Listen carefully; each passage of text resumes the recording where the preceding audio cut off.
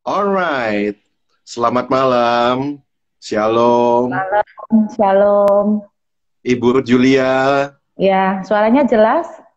Oh, jelas banget dong. Puji Tuhan. Iya, pasti ditambah koneksi dari surga makin celing suaranya ya. Oh, haleluya. Ibu Ruth sampai Gimana? kangen, sampai kangen saya. Gimana kabarnya, Pak Gideon? Baik, puji Tuhan juga. Tambah Selalu, mengembang ya? Tambah hah? mengembang? Mengembang ya? Atau kena kameranya kali ya? Kenapa? Kena kameranya kali. Gitu ya, saya mengembang ya.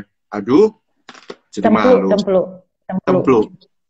Ah, Saya menjauh deh, biar nggak cempluk. tetap kelihatan. Nggak apa-apa, tambah ganteng.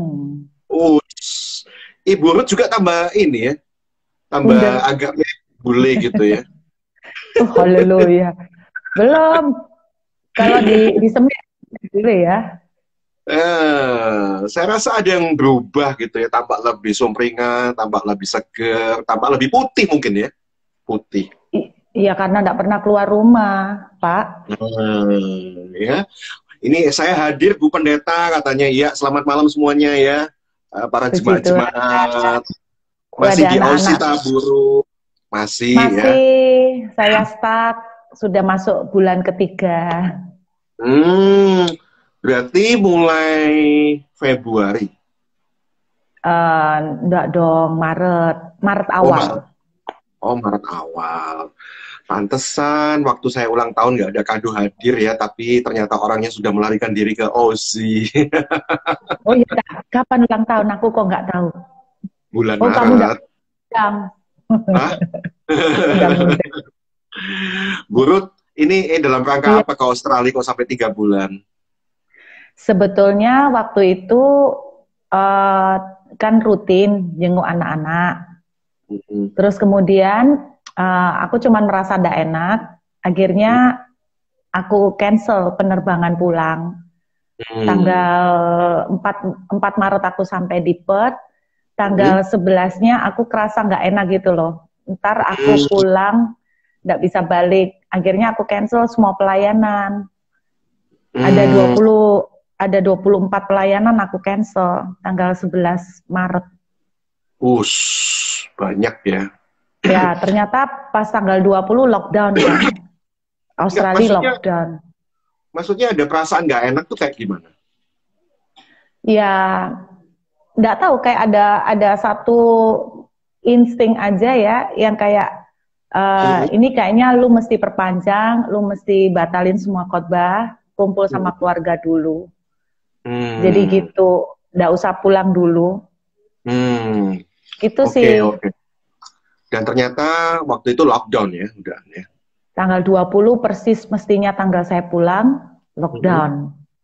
Nah, Jadi tuh. Australia lockdown. Ya, ya. Sekarang keadaan Australia lebih membaik atau gimana? Terutama di kota Perth. Sekarang puji Tuhan kalau di Western Australia Mhm. ini sudah 1 bulan ini 0 kasus baru, zero. Oh, ini yang luar biasa Jadi ya. ya sekarang sudah boleh kumpul-kumpul 20 orang. Oh, Lumayan. Kolam renang jangan-jangan buka. jangan-jangan buka gereja di situ ya, 20 orang udah bisa kumpul. Terus Bisa nggak bisa mau balik, kumpul 20 terus nggak mau orang. balik. Kemarin dikasih tahu teman-teman, kalau malah dikasih tahu teman-teman yang baru balik ke Indo, Ah, ah. mereka mereka wanti-wanti, burut jangan balik dulu Iya, iya, iya. karena Surabaya ini mereka di lagi, Surabaya lagi pik-piknya nih kasusnya nih. Jadi mesti banyak iya, doa. Ya, seperti itu kondisinya. tapi saya lihat rame ya, Ya, nggak ada mall bedanya sih. kayak Secara umum nggak ada beda. nggak PSBB ya, PSBB Iya, ya. iya. Oh, Kayak oh, nggak SPB. kayak normal. Orang Indonesia memang pemberani ya Pak Gideon. Betul, terutama arek Surabaya, wani memang ya, dalam segala hal Oh, berani. nih pakai Ya, bambu runcing mewani kok. masalahnya kalau virus mau dibangun runcing kayak apa? Iya, iya, pokoknya kok berani. Oke, Bu. Jadi sekarang sama suami ya, sama kedua Anak, putrinya ya mm, di iya, OC. iya. Hmm, kuliah atau gimana nih? Sekolah atau kuliah? Jenjang. Anak-anak dua-dua kebetulan belum masuk kuliah. Yang besar nanti bulan Juli baru masuk kuliah. Sekarang masih Hmm, foundation. Yang kecil sama levelnya sama CC-nya. Foundation hmm, juga. Jadi, iya, iya, iya. Kok bisa tiba-tiba ada rencana diarahkan pendidikannya ke Australia? Apa memang sudah direncanakan dari awal atau apa pertimbangan? nggak pernah merencanakan, Pak. Tadinya saya pikir udah sekolah di Indo aja gitu kan. Lagian Hmm, sekolah luar itu mahal. betul. Ya secara keuangan ya kita berat gitu loh. Tapi kira-kira mulai dari 3 tahun lalu saya tuh dapat satu mimpi. Dalam Hmm, mimpi itu Tuhan itu bicara, hmm, eh, kamu siapkan anak-anakmu sekolah keluar gitu loh. Saya bilang, waduh Tuhan, duitnya sopo kan gitu. Jadi proses perjalanan selama 3 tahun Pak Gideon sampai mimpinya tiap tahun diulang 3 kali sama Tuhan. Kenapa kamu belum langkah untuk mempersiapkan anakmu sekolah keluar gitu. Jadi hmm. akhirnya ya disitulah terdampar ke Australia. Oke, apa? Terdampar Pak. Terdampar dan terdampak habis gitu di sana ya pasti ya. Terdampar dan mendamparkan diri. Itu, itu. Itu Oke, oke. Pak. Nah, rencana nanti bakal diarahkan ke mana nih kuliahnya? Ke pendidikan apa? Putri-putrinya Uh, ini. Anak saya yang pertama dia kepengennya menembus medical ya. Oh, I see. Kalau yang Padahal kedua, ya zaman now ya, saya pernah dengar kesaksian seorang ibu, dia bersyukur anaknya nggak jadi dokter. Dia bilang, sama aduh kalau anak saya jadi dokter, pasti di garda depan. Aduh, anak saya jadi apa nanti gitu. Dia parno-parno sendiri gitu. oh iya, Ya, aku iya, ya, sendiri karena nggak anakku sekolah medical ya, karena udah lama, hmm, mahal, cewek betul. lagi anaknya. Tapi gimana Pak? Lah anaknya Hmm, maunya gitu, kita cuman hmm, ya cuman mendukung dan mensupport lah dan iya, mendoakan. iya. Dan mendanai yang Iya, pasti. iya, iya, bener, bener, bener, masuk, masuk. Anda membolehkan nggak anak kerja di sana gitu untuk cari dana buat kuliahnya someday gitu? Kalau menurut saya harus dong. Harus ya? Iya, biar mereka ngerti lah Hmm, gimana cari duit, nggak selalu nebeng sama orang tua. Haruslah, biar mereka ya, belajar the real life meskipun itu cewek kayak ya, apa. meskipun cewek ya. Buat buat saya, Pak Gideon, Hmm. justru karena cewek itu jangan dianggap bahwa cewek itu kerjanya cuma di dapur ya. Nah, Toh tuh nanti itu zaman dulu. ujungnya, ya, toh nanti lu merit, ujungnya cuma masuk dapur, nggak ngapa-ngapain. Nggak juga, Pak. Sekarang ini beda zaman dulu. Kita Mm-mm. itu tidak bisa selamanya mengharapkan dalam tanda kutip suami yang mensupport terus. Ya kalau Mm-mm. enak terus, kalau roda itu di atas terus. Tapi kadang-kadang suami itu kan memerlukan support juga bantuan dari istri. Kalau memang bisa dua tenaga, kenapa enggak gitu kan? Betul. Bersama Jadi, pasti bisa gitu ya. Eh, betul. Kalau dua orang kan lebih seru ya. iya, iya, iya. Sama-sama kerja duitnya tambah banyak ya kan kalau dua orang. Haleluya. Jadi Anda membolehkan ya, meskipun cewek dilatih untuk mandiri bahwa wanita ya mesti strong juga, harus membackup suaminya nanti. Terus kalau Harus, yang harus. kecil, yang si kecil apa nih? Kalau yang gede medical ya nantinya. Yang si kecil juga ke arah speech pathologist. Ah, masih medical juga ya berarti ya? Iya, ya kampus kesehatan juga, health campus ya, speech pathologist itu. Oh, iya, iya, iya. Kok bisa sama ya? Padahal kayaknya Anda arahkan juga salah satu putri Anda, nggak tahu yang gede atau yang kecil, untuk jadi penyanyi. Dia memang Jadi penyanyi. passionnya menyanyi. Yang mana Dia ini? tetap yang kecil, dua-duanya sebetulnya nyanyi. Tapi yang kecil itu tadinya istilahnya tidak mau kuliah apapun kecuali nyanyi. Tapi saya berusaha memberi dia pengertian bahwa tidak ada salahnya kalau kita itu punya satu kemampuan selain menyanyi. Punya satu digilah.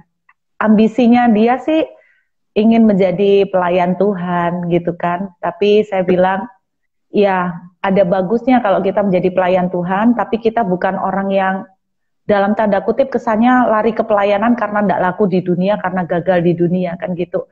Jadi saya tetap ngarahin anak-anak, tetap kalau bisa punya skill, punya degree yang lain, yang tentunya sesuai dengan keinginannya mereka gitu loh. Tapi tetap dua-duanya kepengen nyanyi gitu. Nyanyinya ini nyanyi di gereja atau nyanyi di luar gereja? Kalau mereka pengennya menyanyi di gereja, kayak Kari Jobe gitu loh. Wah, Darlene Sheh gitu loh. Impiannya. Jadi WL di depan ribuan orang. Tapi menurut Anda sendiri oke ya? Maksudnya diberi kesempatan untuk menyanyi oke ya? Bakatnya ya, juga mulai terasa sana ya? Oke ya, karena gimana itu passionnya mereka. Kalau kita maksain passion saya, mereka juga akan menderita ya. Jadi kita hanya support lah, support yang terbaik buat anak-anak. Investasi kita ya anak-anak ya Pak Gideon. Iya, iya. So maksudnya support itu mendukung apapun yang dia mau, mengiyakan apapun yang dia mau. Saya mensupport termasuk kayak misalnya mereka memerlukan untuk mengupgrade kemampuannya. Saya sampai ngeleskan mereka misalnya untuk aransemen musik. Jadi anak-anak itu bisa menciptakan lagu, aransemen sendiri. Jadi upgrade their skill lah. Jadi apapun yang kita bisa support untuk upgrade kemampuan mereka, saya akan dukung sih selama mamanya, papanya masih bisa ya. Masalahnya Bu, hari-hari ini juga ada banyak ibu-ibu, bapak-bapak, orang tua yang lagi pusing sama anaknya. Katanya anak zaman sekarang itu kan beda zaman kita-kita dulu yang manut aja, iya Pak, iya Ma, gitu ya. Pokoknya nggak bisa bantah gitu, kalau bantah dimarahi, dihukum. Tapi anak zaman sekarang kan kritis ya, bahasa positifnya kritis. Kalau bahasa negatifnya mungkin suka bantahan gitu ya. Nggak bisa gini, kan? Melawan lah istilahnya dalam bahasa yang lebih negatif itu. Anda nggak pernah ngalami itu ketika anak-anak usia-usia puber, remaja kan suka kayak gitu ya. Maksudnya dia pengen tampil beda, dia nggak pengen ada di bayang-bayang orang tuanya, dia punya sebuah sikap yang berbeda, dia punya pandangan yang berbeda gitu. Yang kemudian diterjemahkan nakal. Pastilah setiap anak-anak dalam pertumbuhan mereka dari umur 5 tahun aja sudah mulai bantah kan. Betul. Nanti tambah umur, bantahnya lain lagi. Kalau sekarang bantahnya bisa pakai ayat. Oh, pasti karena anak pendeta ya. Bantahnya pakai ayat. Bantahnya bisa pakai ayat sekarang, lebih pinter ini. Wah. Nah, lu kalau nggak kayak gitu gimana tipsnya, Bu? Ya pengalaman pribadi, salah satu contoh misalnya waktu mereka kepengen mempertahankan passion untuk nyanyi ya. Terus namanya orang tua terus terang kadang-kadang kita tuh berpikir realita, penyanyi itu mau dibayar berapa sih gitu kan. Terus lu mau nyanyi di mana, lu kalau nggak laku ya apa lu mau nyanyi di pub atau di kafe kan gitu ya.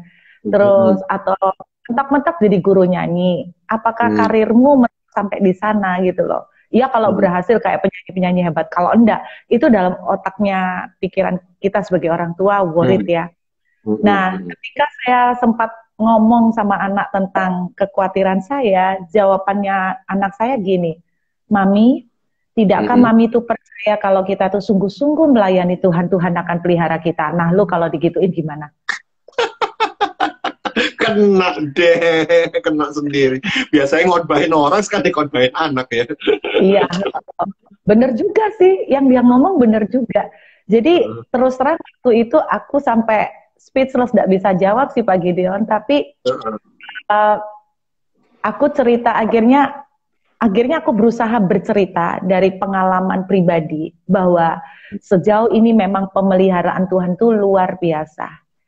Tapi aku ngomong sama begini, tetapi seandainya kamu tuh mempunyai 1 degree, kamu itu akan punya potensi untuk bisa berbicara dengan audiens yang lebih besar lagi. Misalnya kamu ngomong sama orang-orang yang dalam tanda kutip cendekiawan atau whatever, kamu punya nilai plus gitu loh. Jadi itu sejujurnya komunikasi yang paling penting sama anak, dan saya sama anak-anak saya itu bisa berjam-jam membahas cuman karena future career. Saya masih ingat Pak Gideon, saya sama suami sampai kita sepakat, ayo kita ajak anak-anak ngomong soal ngarahkan karirnya mereka ini mau jadi apa gitu loh. Karena sampai anak-anak SMA itu banyak sekali kalau ditanya, kamu pengen jadi apa? Nggak tahu. Betul kan Pak Gideon? Betul, nggak jelas.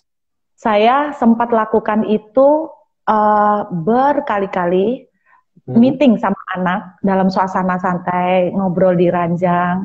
Kadang waktu pergi ke hotel bareng, misalnya lagi kemana, kita ngobrol.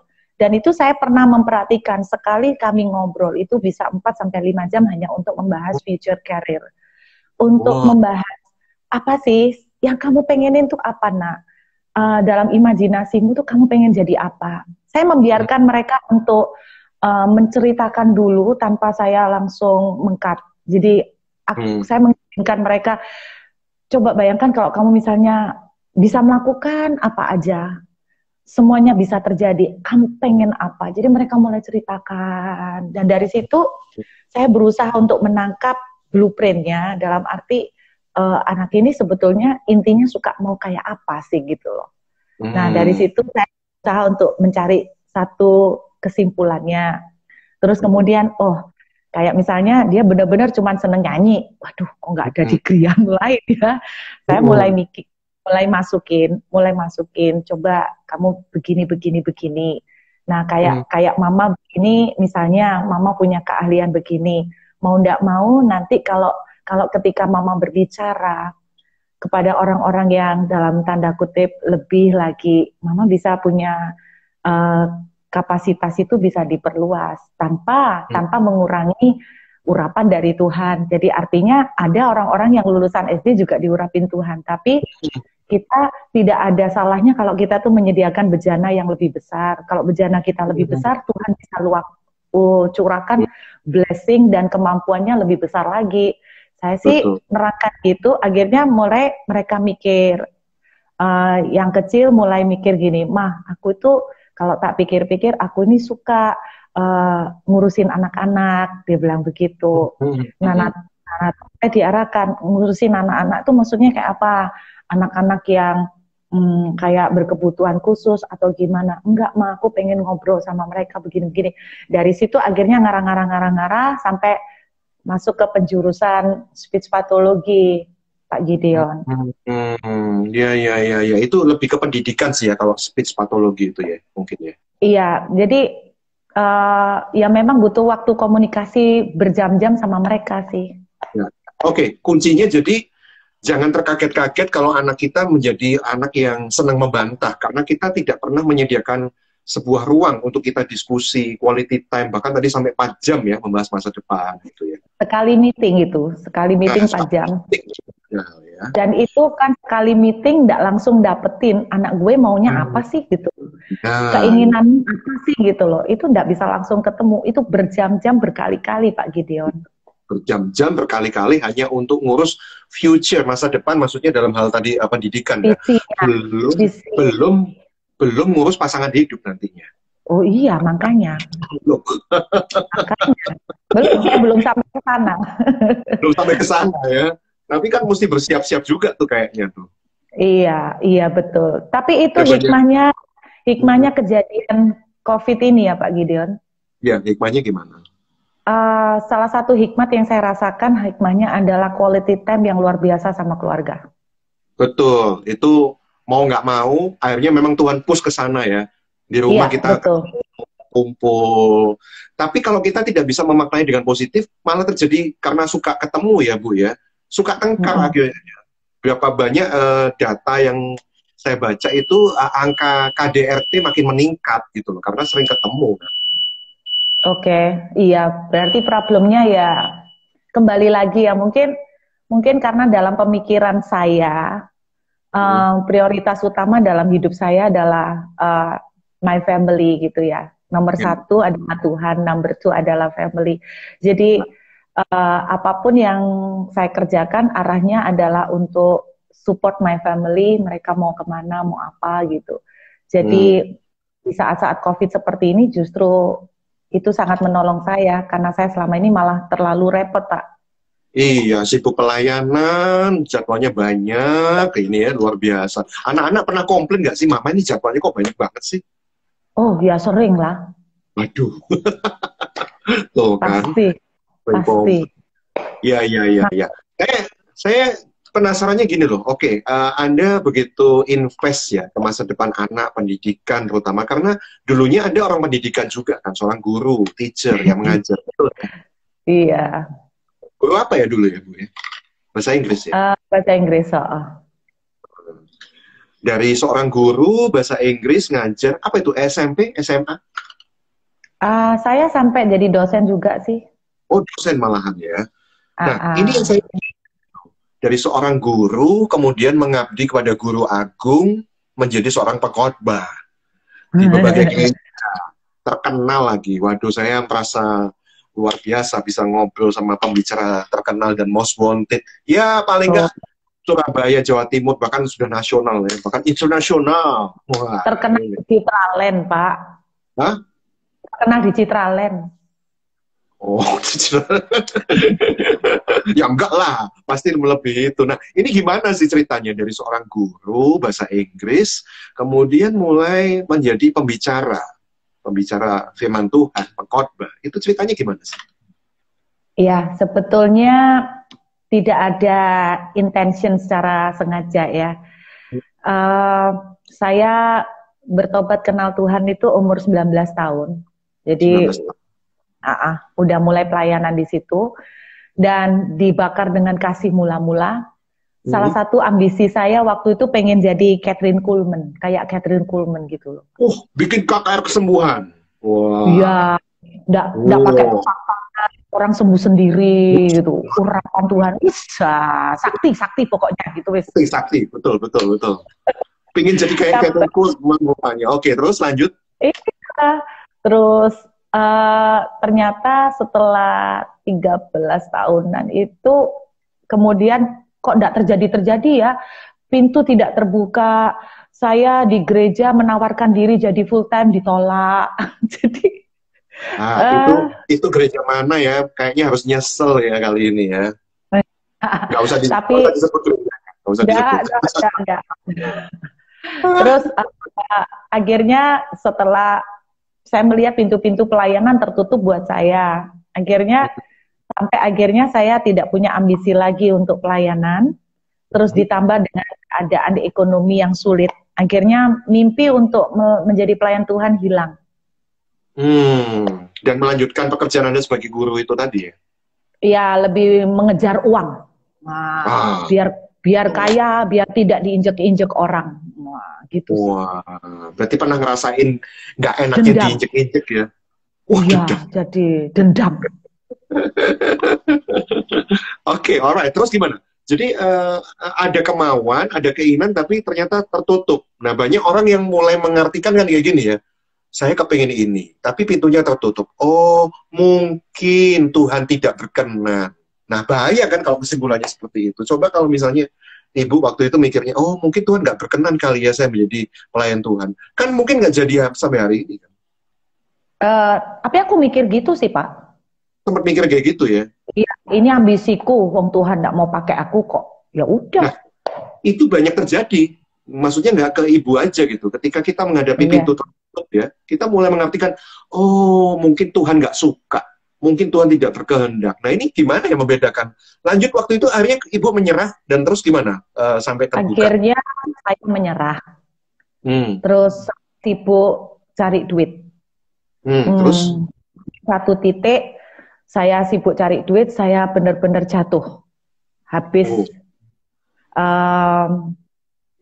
dalam kondisi yang paling bawah secara ekonomi. Saya pas baru melahirkan anak kedua.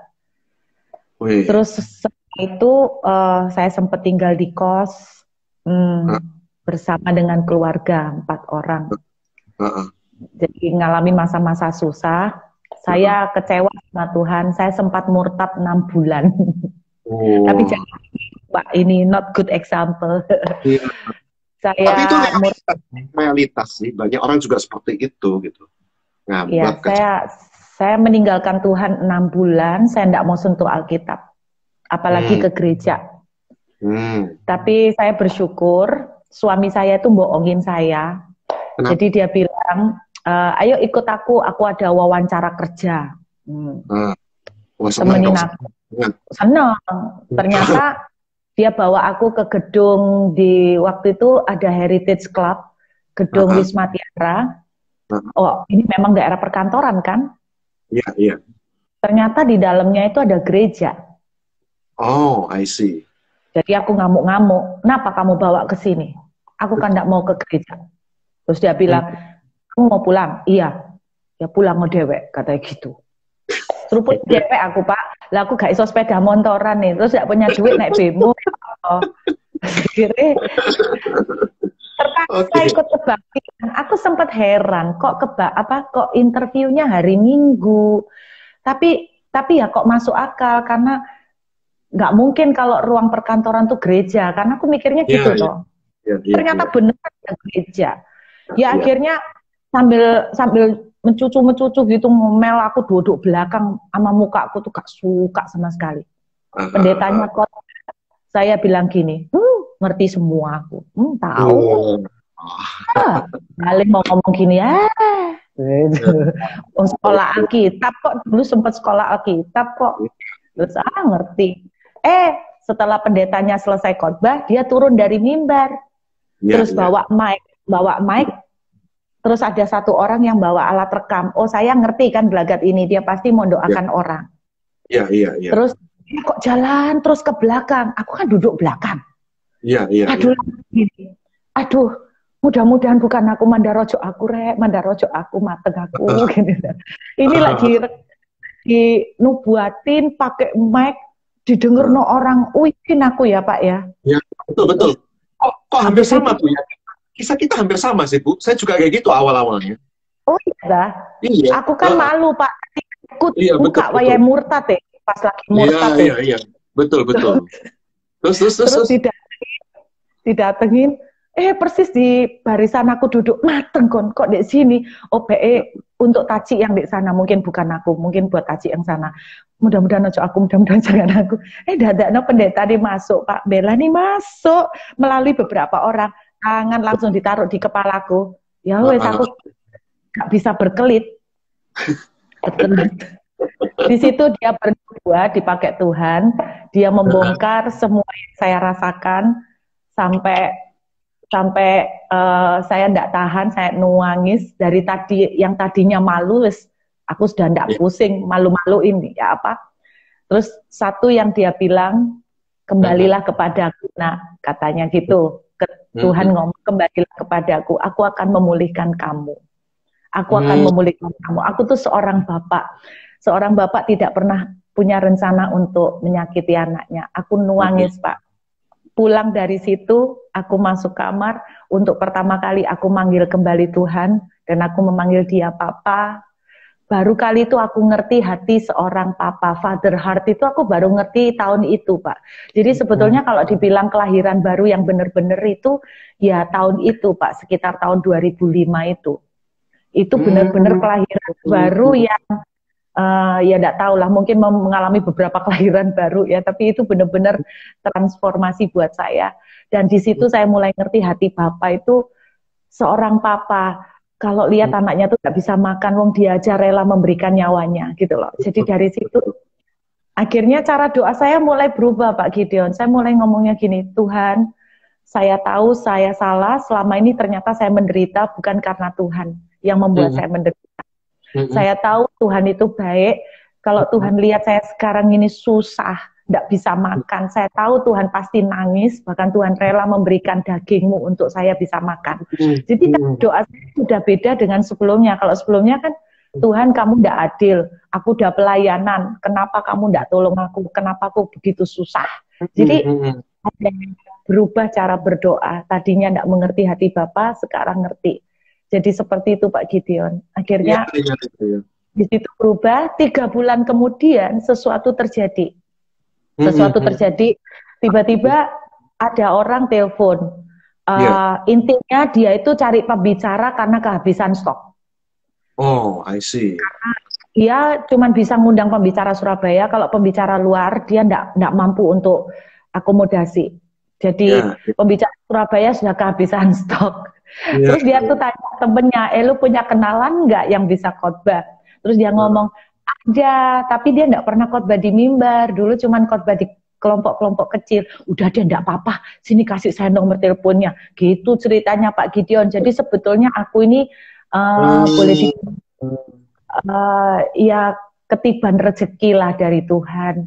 Bukan karena aku bisa, tapi karena ya ketiban kemurahan Tuhan lah Pak. Ya, ketiban anugerah yang luar biasa itu ya. Betul. Apa yang tidak mungkin akhirnya jadi mungkin. Gitu. Iya, dan itu saya paling ciamik itu. Khotbahnya paling ciamik? 15 menit. 15 menit itu saya ngomong gini, saudara saya ini sebetulnya enggak mau khotbah, saya ini super. Jadi kalau ada saudara yang hari ini sumpek kayak saya, yuk kita sama-sama berdoa minta kekuatan Tuhan.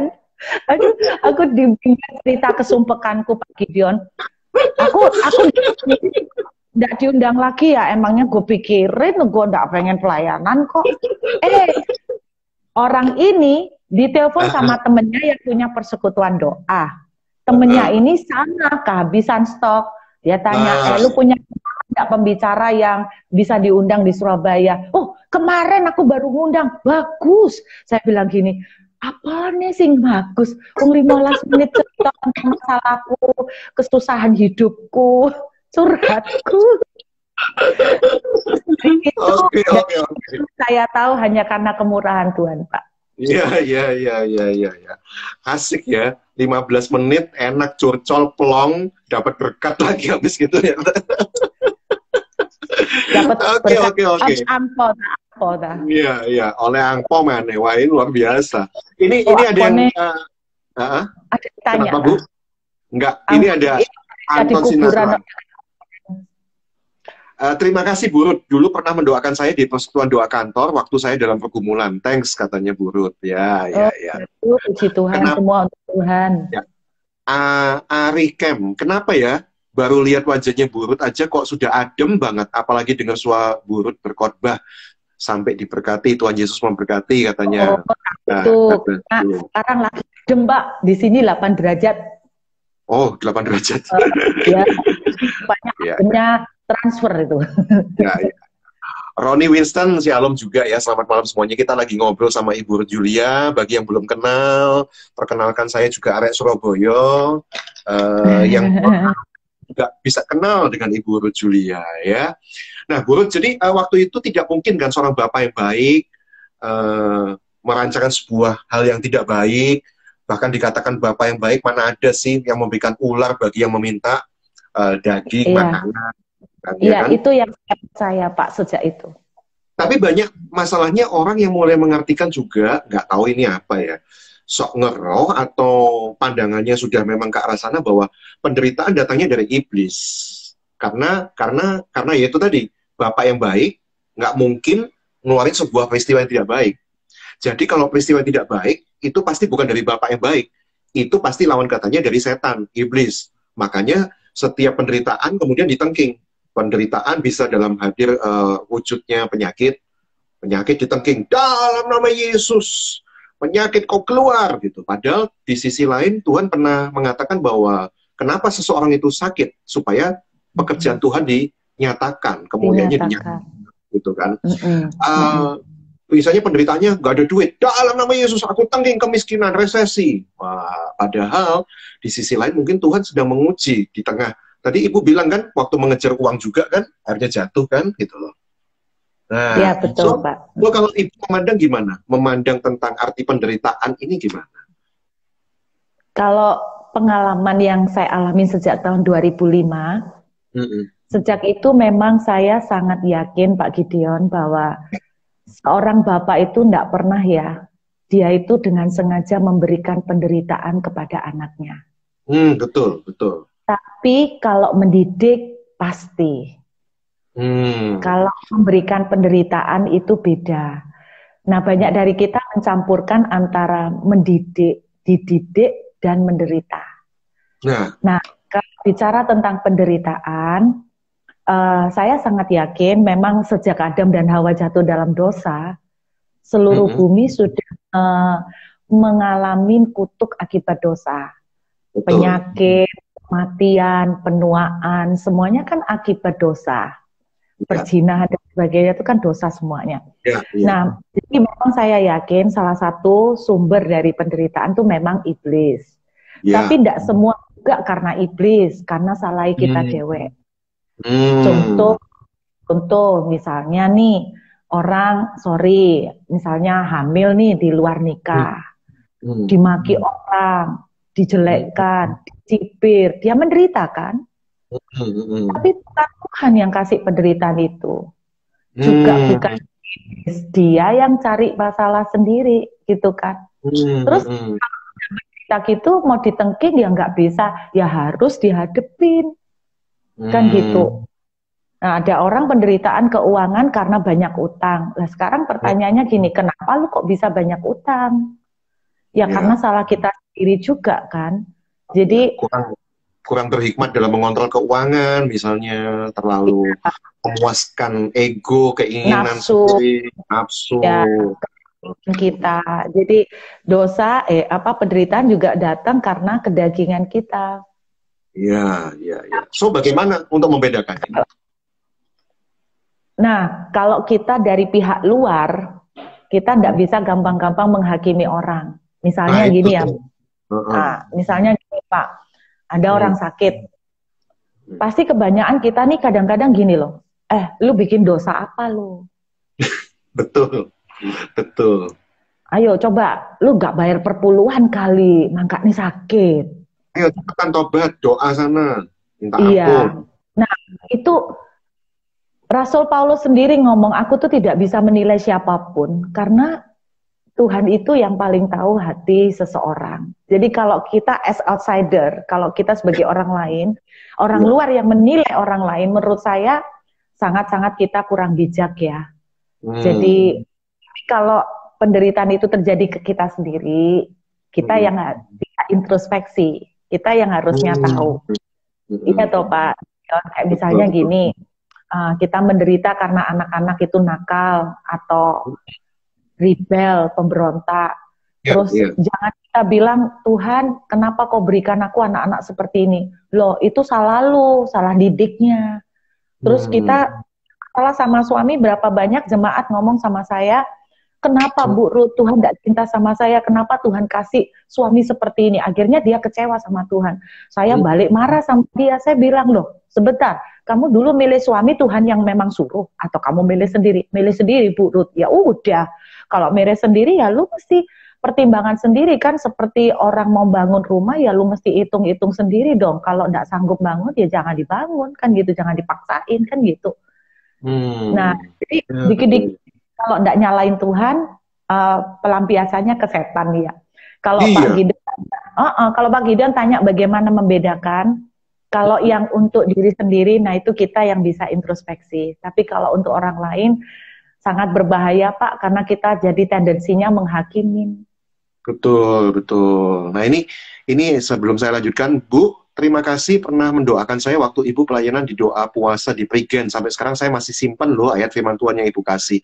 Tuhan Yesus memberkati dari Imelda. Puji Tuhan. Ya. Oke, introspeksi tergantung diri kita yang tahu.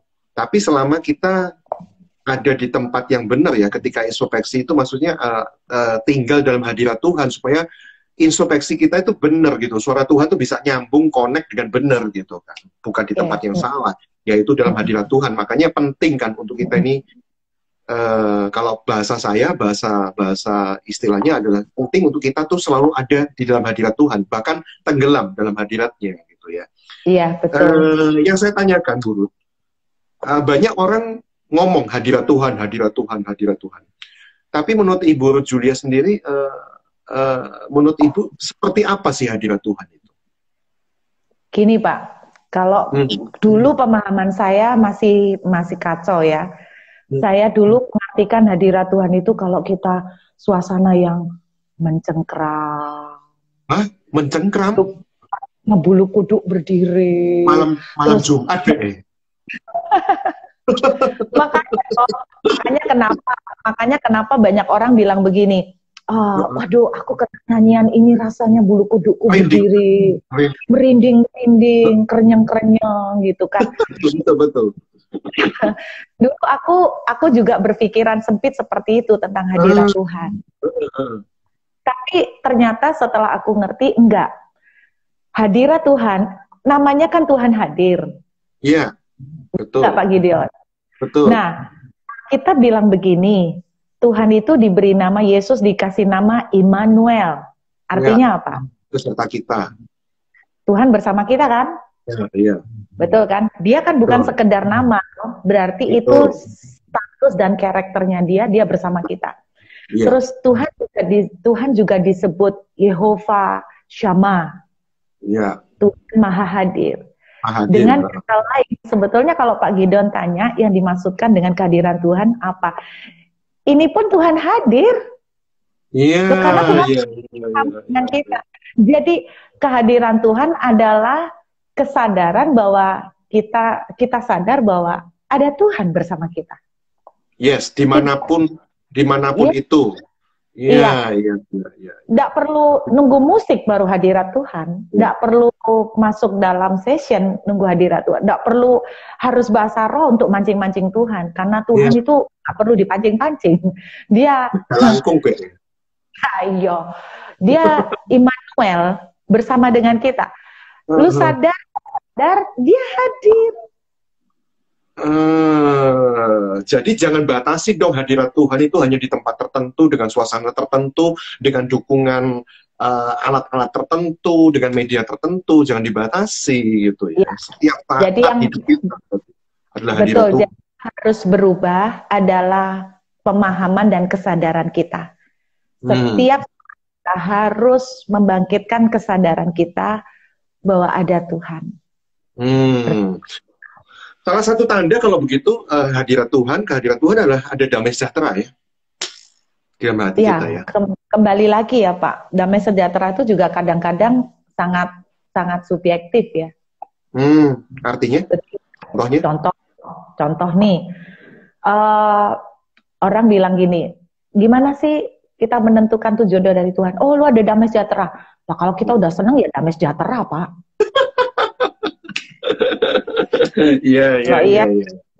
Jadi sangat bahaya kalau kita pakai istilah damai sejahtera. Ada duit banyak, gue damai sejahtera. Gak ada duit, gak damai sejahtera. Jadi orang jadi rancu pengertian damai sejahtera. Jadi damai sejahtera itu suka kita artikan sama dengan sesuai pas sama keinginan kita yang bikin kita happy. Itu damai sejahtera. Betul. Jadi sebetulnya gini Pak. Tuhan itu salah satu tandanya gimana kalau gitu? Jadi gini, saya berpegang pada Ibrani 4. Itu bilang begini, marilah kita dengan keberanian menghampiri tata kasih karunia. Itu salah satu ayatnya ya. Marilah kita dengan keberanian menghampiri tata kasih karunia. Yang kedua, Alkitab bilang begini, barang siapa datang kepada Tuhan tidak dengan iman, maka mereka tidak berkenan kepada Tuhan. Kan gitu ya? Berarti bukan soal tandanya, Pak. Jadi soal just believe. Oke? Percaya dan berani melangkah, ada Tuhan bersama lu. Sudah itu. Bukan soal tanda. Karena kalau bicara tanda itu berarti kan ya kayak damai sejahtera atau tanda kerenyang-kerenyang atau apa. No. Nggak perlu tanda, you just believe believe, percaya ada Tuhan. Berani datang kepada Dia. Karena tabir kan sudah tersobek. Jadi tidak ada penghalang kita menghampiri Tuhan. Gampang, anytime, anywhere. Iya. Tanpa perantara juga ya. Kalau ada burut hadir tuh hadirat Tuhan kerasa banget. Nah, itu kan berarti pakai perantara. Itu. Kalau WL ini ngangkat, kalau WL itu emangnya Tuhan itu aku atau diangkat-angkat atau apa? Diangkat gitu. Terus jadi more mengalir. Tambah penuh. Apanya yang penuh gitu loh. Emangnya Tuhan cairan atau gimana harus penuh gitu loh. Simple aja lagi gitu loh. Kadang-kadang ya terus terang kali aliran karismatik kadang-kadang juga ya sorry to say ya kadang-kadang ada lebaynya juga sih. Iya. Dulu juga terus nih. Iya. Oke, Novita Thompson, terima kasih Bu Ruth karena khotbah-khotbah Ibu Ruth ini mengubah paradigma saya tentang hati Bapa. Saya dulu juga suka berburuk sangka gitu sih sama Tuhan, tapi setelah dengar khotbahnya Ibu Ruth, hati dan pikiran serta keputus serta perasaan mungkin ya keputus sih ya. Jadi banyak ya Anda mengkhotbahkan tentang hati seorang bapak karena Anda mengalami itu gitu ya di mula-mula gitu ya. Iya betul. Oke. Jadi itu yang luar biasa. Satu pemahaman Bapak kita, Bapak yang baik. Nah, gini, semua terkaget-kaget dengan corona ini. Nggak ada yang menyangka. Kaget ini lah. Kayak bener-bener out of control gitu ya. Kayaknya mungkin juga, kayaknya ini sebenarnya Tuhan itu kok nggak gitu loh.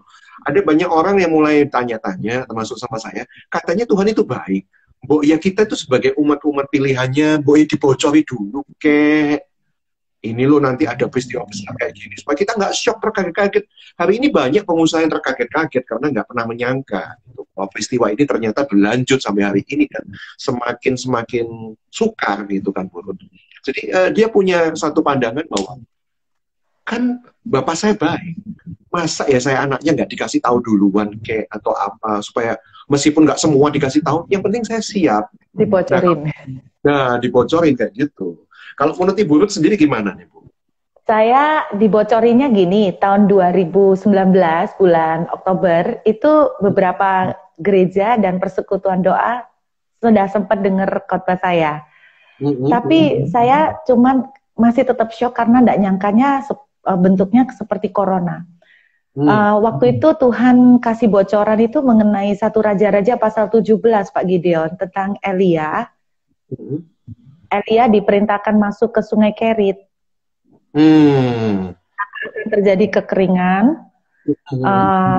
Tuhan itu ngomong dari bulan Oktober. Saya sudah nyampaikan di beberapa persekutuan doa. Saya tuh ngomong begini, Tuhan kasih ingat tahun 2020 kita suruh sembunyi di Sungai Kerit karena kelihatannya tahun 2020 akan ada masa kekeringan yang cukup panjang. Di beberapa gereja dan persekutuan doa ada sempat ngomong itu. Cuman saya mikir itu mungkin ilustrasi ya gitu ya, kekeringannya itu ilustrasi, nggak terpikir sampai seperti bentuknya corona begini. Itu dibocorinya 1 Raja-Raja 17 itu Pak Gideon. Tapi di tepi Sungai Kerit pun Tuhan itu pun masih memelihara umatnya kan, nabinya Elia kan. Iya, betul.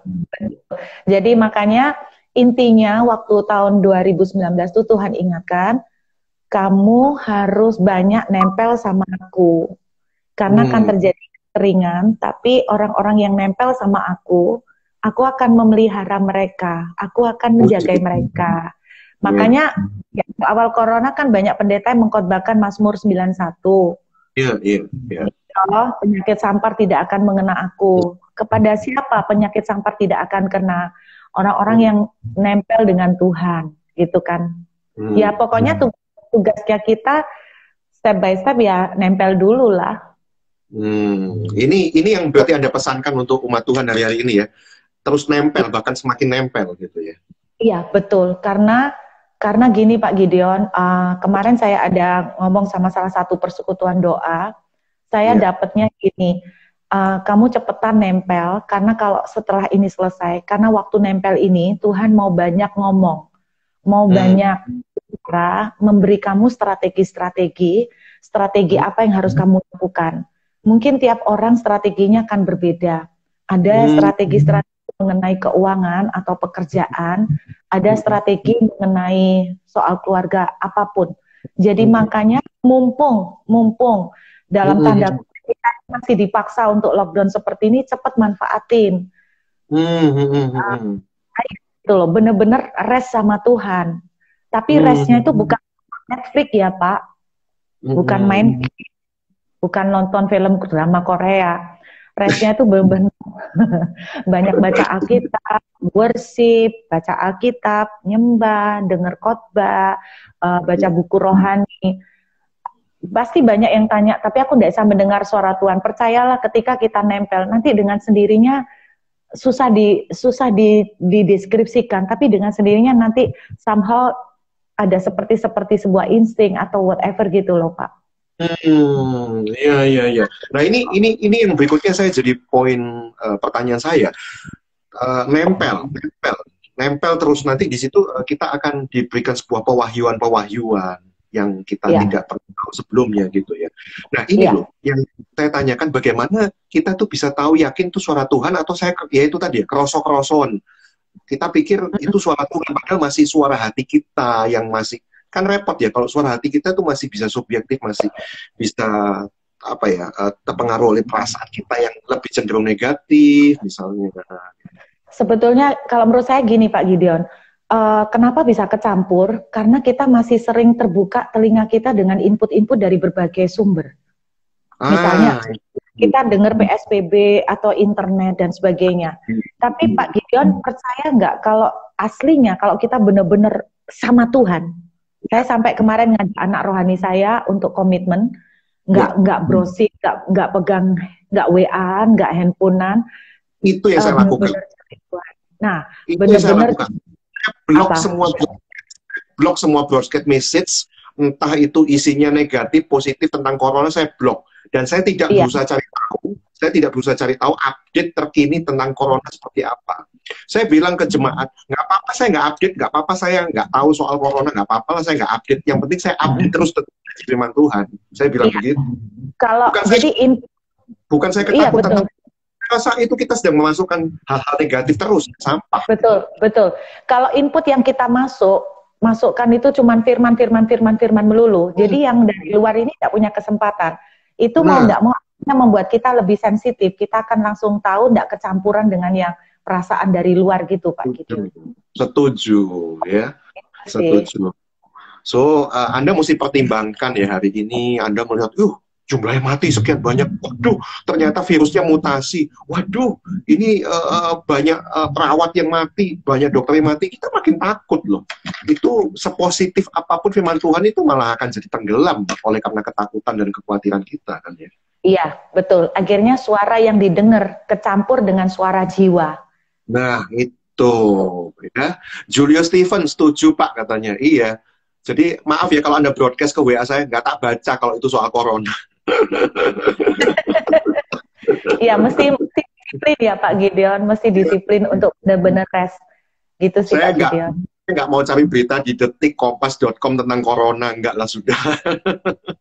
Iya, nggak perlu lah, nggak perlu. Ya, saya nggak update, nggak apa-apa. Oke. Bu Ruth, jadi yang tadi Anda pesankan kita terus nempel kepada Tuhan ya, terus nempel di dalam hadiratnya. Tuhan itu juga bisa memberikan pertolongan juga selain lewat manusia sekitar kita yang kita tidak pernah bayangkan sebelumnya ya. Tapi ada banyak orang mulai kesaksian juga Tuhan itu bisa menolong lewat malaikat-malaikat. Bu Ruth percaya nggak ada malaikat? Percaya. Firman Tuhan ada. Aku gimana? Kayak gimana tuh? Itu di Radio Batra Yuda. Gimana tuh? Jadi waktu ke Amerika aku saking asik jajan sampai uangku habis, itu harus balik ke airport. Uangku tinggal berapa dolar, cuman $5. Aku balik ke airport, jadi mepet-mepet gitu loh. Terus kemudian ketika sampai di airport, anakku minta makan. Aku baru sadar uangku tinggal sisa $5 Pak. Terus aku ngomong, Tuhan tolong. Akhirnya aku berusaha lihat lantai, berharap ada orang jatuhin duit atau gimana. Oke, Terus oke. tiba-tiba aku didatengin seorang petugas dari British Airways. Terus dia intinya singkat cerita, dia mau beli tiket saya dan keluarga saya berempat karena ada orang yang urgent membutuhkan untuk pulang lebih cepat. Dia akan ganti tiket saya akan diganti tiketnya pulangnya besoknya, dan malam itu akan dikasih hotel plus per orang akan dikasih kalau tidak salah $600. Oh, saya pikir ini kok too good to be true, ini jangan-jangan gue dibohongin, ini gue di-prank ini sama orang. Di depan loket itu, di depan desk check-in itu, dia ngomong, gimana Bu, what is your decision?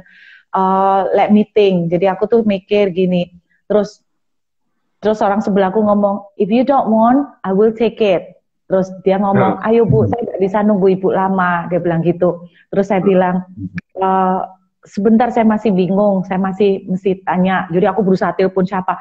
Tiba-tiba orang dari British Airways itu, Pak Gideon, tiba-tiba bisa ngomong Jawa, ngomong gini. Gimana? Wes jupu enai iki gak bohong, iki gak bojo. Aku kayak sampai gini. Hah? Terus aku langsung ngomong gini, you just speak Javanese. Aku bilang, what is Javanese? Dia bilang gitu. Javanese, Indonesian, one of the Indonesian tribe, Javanese. I don't know Indonesia. You have said Jopo, and you have said Jopo. Ya, aku bilang, you just said Japanese. You're lying. Aku bilang gitu. Kamu bohong. Dari situ, benar-benar dia ndak bohong. Tapi tiba-tiba Tuhan bicara. Aku berbicara melalui malaikatku. Jadi malaikat ternyata bisa mendemonstrasikan kayak orang. Makanya itu yang dialamin Abraham toh, Pak. Abraham ketemu, didatengin tamu yang adalah malaikat Tuhan kan. Iya. Jadi betul jelma jadi manusia.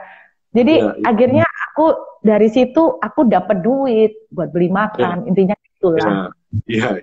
So kita percaya Tuhan tuh memang bisa hadirkan pertolongan lewat cara apapun gitu ya.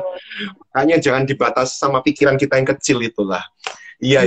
Guru, malam hari ini nggak kerasa udah semakin penontonnya makin banyak, menanjak semakin malam, tapi saya harus akhiri gitu karena betul, ada Bapak Sabaryanto after this. The session yang berikutnya gitu. Tapi yang paling penting pesan Tuhan untuk jemaat-jemaat Tuhan hari ini apa, Guru? Adalah gini, kalau Tuhan sudah memberikan peringatan dari tahun lalu masuk ke Sungai Kerit, berarti itu yang harus kita lakukan.